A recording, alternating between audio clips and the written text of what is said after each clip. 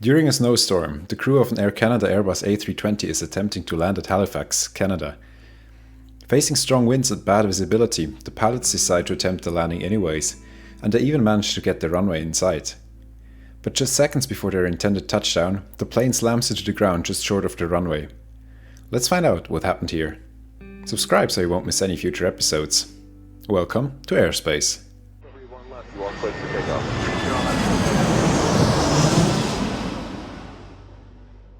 On March 28, 2015, Air Canada 624 departed Toronto for its domestic flight to Halifax, Canada. That night, the weather in Halifax was reported to be quite bad, with snowstorms battering the region, as they often do around that time of the year. Therefore, the crew decided to load some extra fuel to have time to hold at Halifax, should the conditions not allow for an approach right away. Sure enough, when the crew arrived in Halifax, they faced pretty terrible weather conditions. Excessive snowfall, strong and gusty winds from a northerly direction, and the visibility of just a quarter statute mile. For us Europeans, that's roughly 400 meters. Now, the crew faced a problem. Due to the wind direction, they would have to make an approach to runway 05, and that runway did not have a precision approach that would allow for approaches to be made in bad weather or even automatic landings. Instead, the required minimum visibility for that approach would have been 1 statute mile. By considering and applying some factors, such as that the captain has to fly the approach, flight director guidance must be used, and that all crosswind limits are upheld, Air Canada rightfully allowed its pilots to fly such an approach even if the visibility was half the required value, in that case, half a statute mile. But that didn't help the pilots much, since the reported visibility was even lower at a quarter mile. Therefore, the pilots made a plan. They would hold near Halifax and hope that the weather would improve, and if it didn't, they would divert to Moncton, where the weather was more favourable. So, the pilots entered the holding at 11:25 p.m. and waited for the weather to improve. During the next hour, they monitored the weather situation very closely, and eventually, the controller reported the visibility got even worse, now being only an eighth of a mile. Over the next 7 minutes, the air traffic controller first apologized and stated that he had miscommunicated the visibility. It was actually improving a bit, and then, after the crew had held for just over 50 minutes, he reported that the visibility was now at the required half mile. Hearing this, the crew started their approach. Let me show you what their plan was. Runway 05 features a localizer approach. That means there is horizontal guidance only, but no glide slope for the crew to sort of slide down on. Therefore, air crews measure the distance to the runway with their distance measuring equipment. This instrument is co-fitted with the localizer and allows air crews to measure the distance to touchdown. With that info and a given angle, it is possible to know where one has to start that approach at a specific angle. For the approach to runway 05, one has to start descending at a 3.08 degree angle at a point 7.8 miles away from the runway. Since it was quite cold on that day, some corrections had to be applied to the approach angle, so the crew selected a 3.5 degree angle for their descent. Why that is exactly would fill an hour-long video, so just believe me here that the actions they took were correct. So, their plan was: fly horizontally to 7.8 miles from touchdown, there start a descent at 3.5 degrees, and in the end hope to see the runway at the required minimum of 740 feet above the ground, or higher. And so they did exactly that. All seemed to be going according to their plan, and shortly before the altitude where they should have the runway in sight, the crew actually saw the approach lights. This was enough to continue the approach. All looked well, but suddenly the first officer exclaimed "pull up", and the captain immediately did so, while shoving the thrust levers to full power.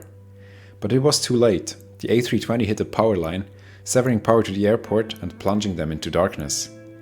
The plane then slammed into an embankment about 740 feet or 225 meters short of the runway. It still carried a lot of momentum and bounced back up into the air twice. Eventually, it came to rest on the runway, disabled and with multiple parts ripped off. Immediately, the passengers started to evacuate into the cold, snowy night. Everyone survived, although some received injuries. What happened here, and how could a seemingly normal approach have turned out so badly? To find out, let's go back to here, where the crew initiated their final descent. Maybe you've wondered, how can a pilot instruct his plane's computers to fly at a specified angle in space? For that, Airbus has a function called the flight path angle. It is quite handy for these approaches because, as the name says, it allows one to set a constant descent angle. In a perfect world, where wind is constant, there is no turbulence and no other disturbances, this angle would fully correspond with their approach angle. However, during the approach to runway 05, the crew of Air Canada 624 experienced conditions that were far from perfect. First, they started their approach 0.3 nautical miles earlier than specified. This is usually the distance required to break the plane's inertia, so that the plane effectively starts its descent more or less exactly at the specified distance. If it doesn't, that's no problem and it can be easily corrected later on. But on that night, after the early descent, strong gusts and turbulence disturbed the flight path. The A320's flight guidance computers did their job. They kept an angle of 3.5 degrees as well as they could.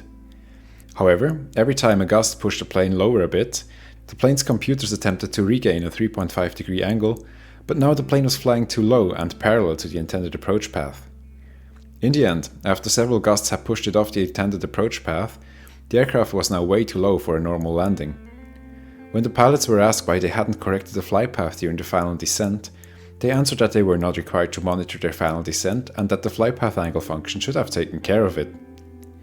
I bet the investigators were somewhat confused since the Airbus manuals clearly state that this kind of monitoring of the flight path has to be done. However, they found out that in Air Canada's manuals for standard operating procedures, this paragraph was missing. Its absence had neither been spotted by Air Canada nor by the national authority that approved it, a grave oversight. So even though one could argue that a good pilot should have monitored his altitude using the altitude to distance table on the approach chart, the pilots were technically right by stating that they were not required to do so. However, even though they came in way too low, they managed to see the approach and runway lights. Why did they not see they were coming in too low? Speaking from experience, and also from what I could deduce from the final report, I can tell you that judging your altitude visually in such conditions is extremely hard.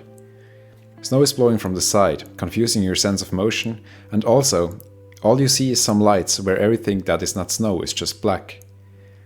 Sometimes during approaches like that, it really feels like you are in outer space. With no reference where the ground actually may be, it's really challenging to judge one's altitude. However, there was a puppy installed next to the runway.